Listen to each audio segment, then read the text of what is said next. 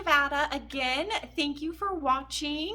Today, I just wanted to walk you guys through my mobile office. So as a loan signing agent, sometimes you have to print docs right from the table, or if you picked up a last minute signing and you don't have time to go pick them up from the office, I can print my documents literally from the back of my car in the client's driveway, wherever I'm at, because I have the whole setup there for that. So I just wanted to share with you guys my tips and tricks on getting that set up and how I did that. So if you guys are interested in watching, please stick around because I go through all the steps. And if you like today's video, please give me a thumbs up and hit that subscribe button and that bell notification so you don't miss any of my upcoming videos. I talk all things notary. So all my tips and tricks that I have learned along the way, I'm passing those along to you guys so you don't have to make those same mistakes that I did. So let's go ahead and jump on over to my car.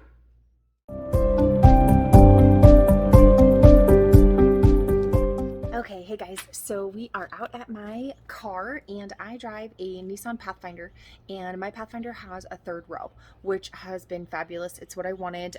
So when we were car shopping, that is what we were looking for. But that third row has been perfect for me because I have been able to, I can do all the mom things and I can still do all the notary things. And that third row folds up and down. And so I can still fit all my notary stuff in there when they're folded down, and then still have space to like put the groceries and stuff in there. So it works out fabulously. But then when I slide all the notary stuff back and I flip up that third row, all my notary stuff, all the printer and everything, it still fits in the back there just perfectly. So it works out fabulously. So let me just show you guys.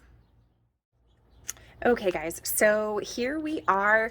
This is my setup. I keep this blanket in here because I just kind of cover everything up when I am not using it, just so that nobody can peek in and see everything that I have in here. So this is my setup, and you know, it's not anything super fancy, but it works. I've seen some of the notaries and I am jealous. They can turn their whole front section of their car into, you know, their notary space, but being a mom and wife, I still have to do all those things as well. So the front part of my car still has to stay very, you know, normal life for me. So here is my printer. My printer is the 6200 DW. Now you'll notice this is not the dual tray printer. However, this is my multi-purpose tray. So I can fold this out just like that. And then I have the printer settings set so that I put legal size paper right here. And so it just automatically will print any legal size documents from this tray. And then the lower tray is the letter size documents. And then this over here is the inverter and my deep cell battery. And so as you can see, I chose to have my battery setup be a little bit more mobile as well, because I didn't want to have to try to figure out how to have the charger in my car. My husband already has a trickle charger set up in the garage. So I just figured it'd be easier to move my battery in and out than to try to figure out how to get spend more money to have a charger in the car. So let me show you my inverter. Okay guys, so this is my inverter. It is a 2500 watt pure sine wave inverter. So first tip, make sure when you get your inverter that it's a pure sine wave. I tried a different one in the very beginning and it doesn't work. You have to have the pure sine wave inverter. So make sure you just get that one right off the bat.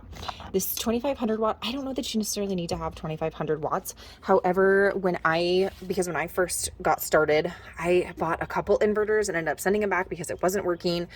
Turns out, tip number 2, make sure your cords are as short as they possibly can be and as fat as they possibly can be. So I'll put in the description below the gauge size that mine are. I think my cords are only 2 feet long, and I'll put the gauge size that they are as well, because apparently that was the important part. It was just losing power. If your cords are too long, it'll lose power from the battery to the inverter. So you just want to make sure that you're not losing that power, because it was charging, my inverter would turn on, but then as soon as I went to plug in and turn on my printer would just shut down because the inverter wasn't giving enough power to the printer to turn it on. So tip number 1, make sure you have short fat cords.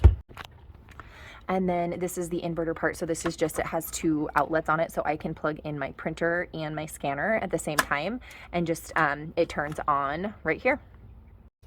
And then let me just show you really quick how it works. So, and I do want to say thank you to my husband because he definitely helped me figure this out and set it all up.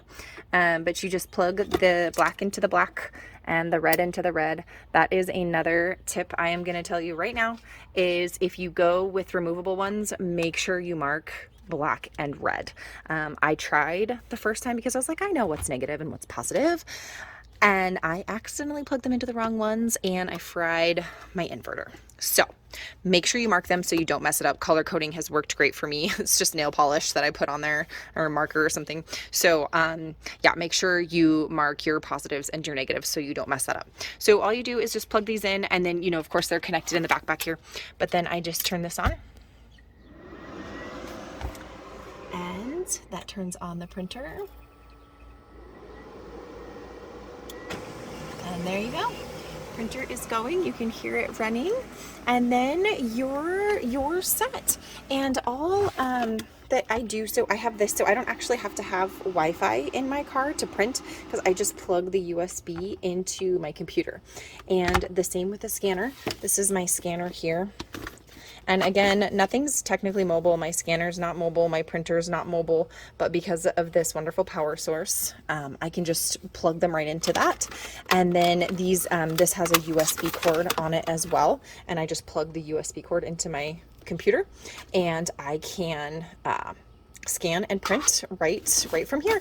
The only thing you would need internet for, I will use the internet when I need to scan documents back to title or back to the signing service. So you just need to have the internet, and I just use my phone as a Wi-Fi, and it just sends I can just send the email or upload them to the platform that way. Okay, and then let's also go through, this is just like my bin here of extra stuff. So I just will go show you what I have in here. So these are just manila file folders. This is a letter size ones here. And then there's letter size manila envelopes and legal size manila envelopes. I just use those for the signers' copies. If they, you know, I usually will print out an extra copy for them. And so then these are legal size manila envelopes.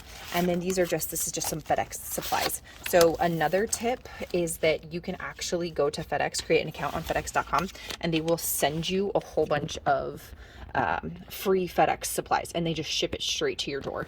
And the other thing I usually keep in here is FedEx shipping envelopes. I keep in here because that's easy, and the same with the poly bags. I usually keep poly bags in here too. I need to order some. Another tip for you guys is that I always keep these 2 legal size clipboards in my car, because I don't know how many times I've gone into a signer's home and they're moving or whatever and they don't have a place to sign. I can bust out these clipboards and then we can sign. Or like I've had to sign in the back of my car plenty of times, and so you just put this clipboard right down here and boom, you have a signing table. So definitely get a couple of legal size clipboards so you can have a signing table wherever you go. And then this space right underneath here, I use as storage as well. So I keep extra, this is extra letter size paper, and then extra legal size paper. And if you guys can see right down here, this is actually an extension cord. So before I had my battery in my inverter, I just had this extension cord in there, and I would just ask the signers if I could back up to their garage and just plug my printer into their garage. And they were all super nice about it. And just in case, you know, my battery dies or something and I need to plug in, I just always keep that in my car. And then this is just some extra, these are extra blue pens because you can never have too many of those, extra stickies and extra binder clips. And then of course some extra business cards just in case. Let me show you the trickle charger as well, just so that if you're curious, you can see what we already had at the house. So let me show you that. Okay, so this is the trickle charger here, and it literally, this part just plugs into the wall, and then these little lights here, when you plug it in, it says this is charging here, and then when this light comes on, that means it's fully charged, and these pieces just plug to the red, and this one plugs to the black, and I usually just set it up right down here, and those cords reach.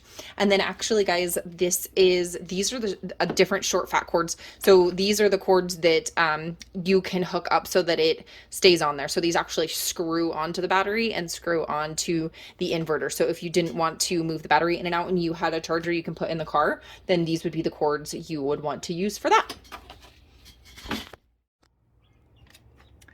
I also sometimes, because here in Vegas, you know, it gets to be 110 out and the wind blows here like crazy. So sometimes what I will do is I will actually close this back hatch, and I just have to take my USB cords, just have to reach to that middle seat, and I will go and sit in the middle seat and turn the air conditioning on. And so that way I'm kind of out of the elements and I can still scan and do all the things and even print, because I can just reach over the seat and grab the printer stuff off of there. So that works out nicely. And then the other thing too I was going to show you guys is this right here is the AC. I just make sure my rear AC is on all the time, and I just make sure this is pointing right at my printer, and thus far it has been able to keep everything nice and cool. Even when I'm standing back here, I leave the AC on so that it's blowing on the printer as it's running, because sometimes these printers do get kind of hot. Okay guys, well that's it. Thanks for hanging out with me today and allowing me to show you my setup of my printer, my mobile printing office. So yeah, just remember those couple of big tips that I shared. So make sure you have the short fat cords for when you want to plug in your inverter to your battery.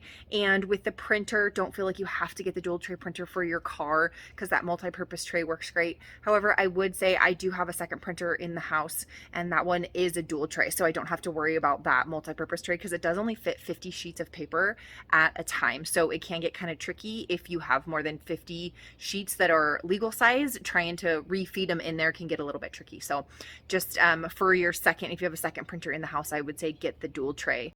And again, please hit that like button and the subscribe button and that bell notification so you don't miss any of my upcoming videos. And again, my name's Nevada, and I'm your Nevada Notary. Thanks guys.